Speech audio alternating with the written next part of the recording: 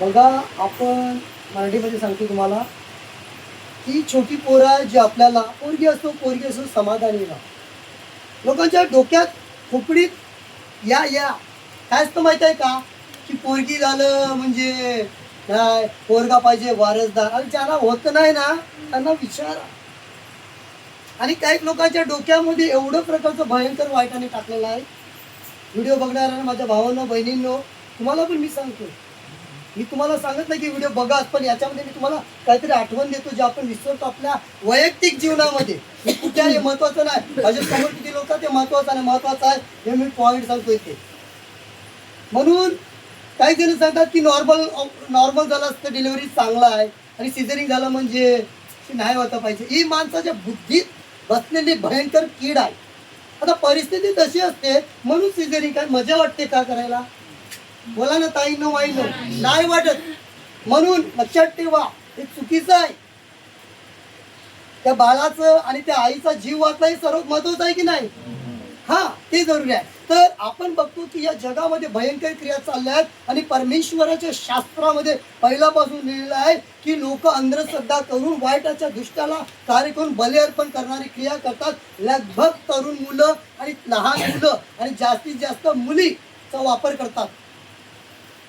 काही जणांना वाटतं त्यांची किडनी काढतात, हे काढतात, ते काढतात, त्याच्यावर शारीरिक शोषण करतात. पण तुम्हाला त्याच्यापेक्षा भयंकर क्रिया सांगतोय. जस्टिफाय तर आता कोल्लेले आहे, त्यांनी केलेलं वाईट प्रकारचं कृत्य अमेरिकामध्ये, आणि इतरांना दोष लावतात हे पहिल्यापासून. आणि तुम्ही जर कुठल्या गावापाड्यात खेड्यात बिल्डिंग मध्ये राहत असेल ना, तिकडे सुद्धा लपून लपून हे करतात. भारत देशामध्ये जगामध्ये किती लोक छोटी पोरं चोरीला जात आहेत, किती गायब करतात, किती याच्यावर लक्ष देत नाही, आणि सरकार पण दुर्लक्ष करते. कारण की अंधकारची सत्ता वचनात लिहिलं आहे. 2 करिंथी करत अध्याय 4:4, त्यांची डोळे अंधकार त्या देवतांनी आणले गेले आहेत, त्यांना सत्य आणि खरं त्यांना समजत नाहीये. म्हणून मी तुम्हाला विनंती करतोय की आपल्या मुला मुलीवर जे कसे पण असू दे, काळे गोरे मोठे पतले कसे पण, त्यांच्यावर लक्ष द्या. आपल्या शेजाऱ्यांच्या मुलावरही लक्ष द्या. तो खेळत असेल, कोण असेल अनजान व्यक्ती, कोणी व्यक्ती जो ओळखीचा नाही आहे, तो येतो तिकडे काही वस्तू विकायला, काही घेऊन, किंवा अनेक कार्य शाळेत जात असताना काय नजर ठेवली आहे तो कुठल्या गाडी, तर लक्ष द्या प्लीज. मी तुम्हाला विनंती करतोय, जर तुम्ही तुमच्या मुलांना सांभाळताय तर दुसऱ्यांच्या पण लक्ष द्यायला पैसे नाही लागत. जिकडे कुठे कामावर आहात तुम्ही, कुठल्या धंद्यावर आहेत, ड्रायव्हिंग करता, कुठल्याही कार्यामध्ये राहतात, या मुलांना नेऊन हे लोक बली अर्पण करतात, त्यांचं रक्त सांडतात, आणि दुष्ट कार्य करून ते खुश होतात आणि वाईट प्रकारच्या कृत्याच्याद्वारे. पण देवाचं वचन सांगतं की जे अंधकारात ठेवलं ते एक दिवस उजाडात येणारच आहे.